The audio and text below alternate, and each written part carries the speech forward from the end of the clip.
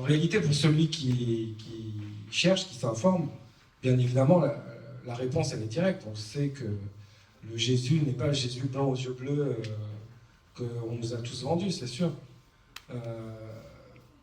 Dans la chanson de Lucky, il dit araméen. Pour ceux qui ne savent pas, Jésus, on dit qu'il est araméen. Le climat araméen ne se prête pas à une couleur de peau blanche. La crème solaire n'existait pas. Il devait avoir mal s'il était blanc. Surtout en hiver. Surtout en hiver. Comme le disait notre sœur dans sa chanson, Jesus is necessarily black. Donc Jésus, il est noir. Voilà. Donc ce qui est dommage et triste aujourd'hui, c'est qu'il y a beaucoup de choses, beaucoup de systèmes qui ont été apportés ou qui ont été présentés, que l'Occident, que le monde occidental a présenté au monde comme des choses qui vont libérer le monde, qui vont libérer en particulier l'Afrique, mais c'est l'usage qui en est fait qui est assujettissant pour l'homme noir. Je suis très contente qu'on parle de la religion parce qu'on a été berné depuis par la religion. On ne peut pas apprendre la religion à un Africain. On ne peut pas apprendre la religion à un Africain. Parce que nos parents connaissaient vraiment déjà la religion. Ils avaient leur Dieu qu'ils adoraient. Mais on est venu nous faire dormir pour dire que nos religions ne sont pas les bonnes. Pourquoi?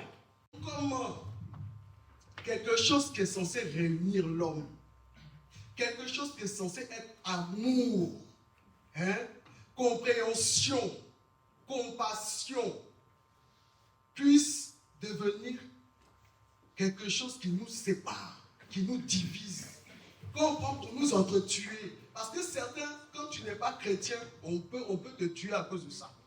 Donc pourquoi Jésus peut-il diviser à ce point-là, si réellement il existe? Donc moi, ma conclusion, c'est que Jésus n'existe pas. Et voilà. Elle a conclu. Le docteur Lobo qui va me poser une question. Est-ce que c'est la question, la déité de Jésus qui est mise en cause, ou bien c'est la couleur de peau de Jésus, c'est de sa couleur de peau dont il est question? Ou bien c'est les deux à la fois, sa déité et la question de la peau? Parce que c'est aussi important. Bien sûr. C'est une très bonne question. Oui, Axel. Je vais répondre à Sainte. Non, il ne s'agit pas de couleur ou déité. On dit simplement qu'il n'existe pas. Pourquoi? Parce que tout à l'heure, j'ai bien dit Lagor. C'est ce que j'ai connu. Nos parents disaient Dieu. Ils appelaient Lagor. Mais Lagor n'est pas dans la Bible.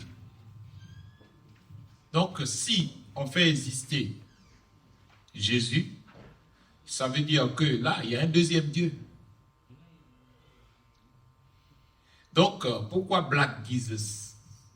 Black, j'ai dit ça parce que quand tu vois dans la communauté noire, on dirait qu'ils n'ont rien d'autre à faire que crier le nom de Jésus, quoi. C'est une question sensible et qui mérite d'être débattue.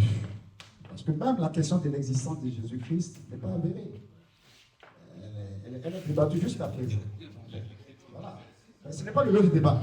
Je veux dire, ce n'est pas le lieu du débat. Je veux dire, allô? Justement, il n'y a pas de, en fait, c'est un autre débat. Mais je ne sais pas, l'intérêt ici, c'est d'avoir posé le problème. Voilà, parce que pour qu'il y ait une discussion sur la personnalité ou sur la couleur d'un individu qui aura existé, c'est qu'il y a de gros problèmes. Alors on va continuer. On va continuer. Son existence n'est pas avérée. Reprenez vos livres d'histoire, c'est important. On va continuer.